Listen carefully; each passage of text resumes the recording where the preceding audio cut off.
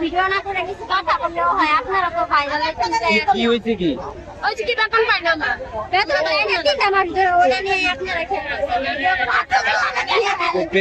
সমস্যা নেই, সমস্যা তোমাদের এটা তো উঠাই দেবো, সমস্যা নেই।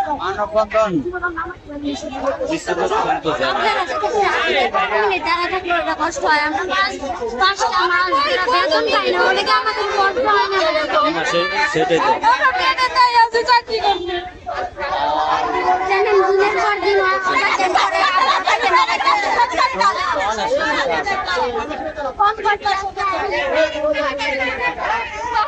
এরা যে করতেছে আসলে 4-5 মাস ধরে কিন্তু বেতন দেওয়া হয় না, এর জন্য রাস্তায় নেমে পড়েছে সবাই।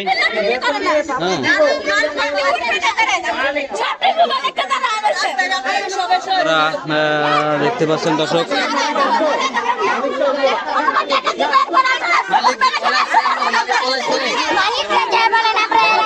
এই কত মাস বেতন দেয় না? কত মাস? 2 মাস। যেটা জানতে পারছেন 2 মাস ধরে বেতন দেয় না। তাদের ঘর ভাড়া, খাওয়া দাওয়া, অনেক দৈনন্দিন জীবনে অনেক খরচ থাকে, এগুলো কিন্তু তারা কিভাবে চলবে?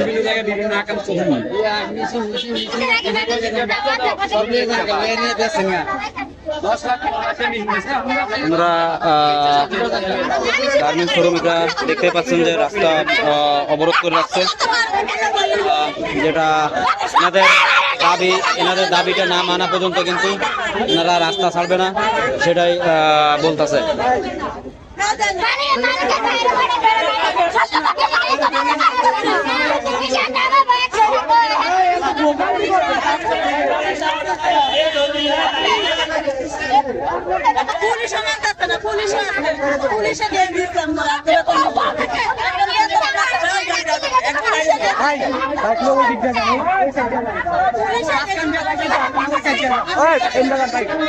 আপনারা যেমনটা দেখছিলেন, বেতনটা নাতের কারণে কিন্তু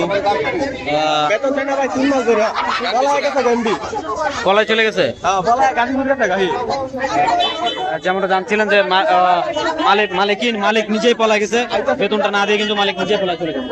ঠিক আছে, এবারে রাস্তায় অনেক যানজট সৃষ্টি হয়েছে। এনারা বেতন বা না করা পর্যন্ত দেখতে পাচ্ছেন যে রাস্তার এখানে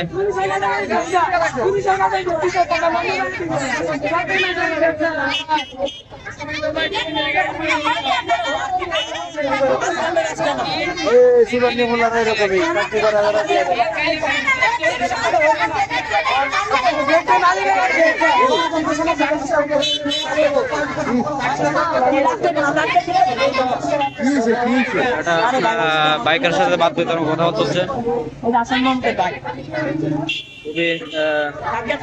দাবি আদায় না মানা পর্যন্ত তারা রাস্তা ছাড়বে না, এমনটাই বলেছেন। তাদের দাবি মানতে হবে, এটাই আর কি।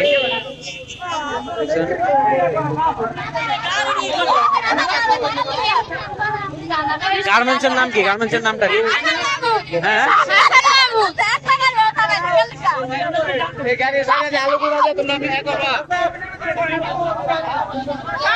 কোন কষ্টর পর রাস্তায় নামেনি, অনেক কষ্ট পরে কিন্তু তারা রাস্তায় নেমেছে।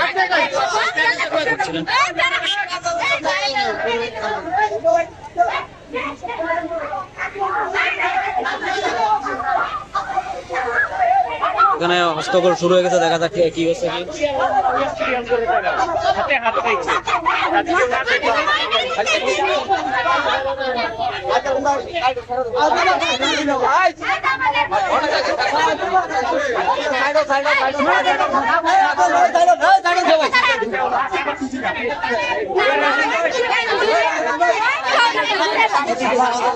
এখানে বাইকারকে আটকে রাখছে।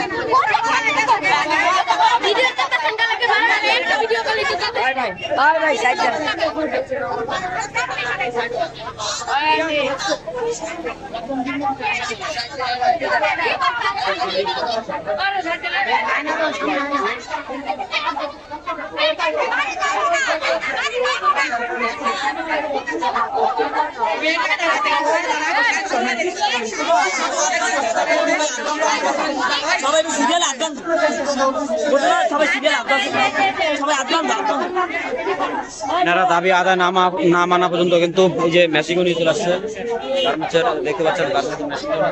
3 মাস ধরে বেতন দেয় না হাসান মাহমুদের। 3 মাস ধরে ভাই যেমনটা বলছিল 3 মাস ধরে কিন্তু বেতন দেয় না।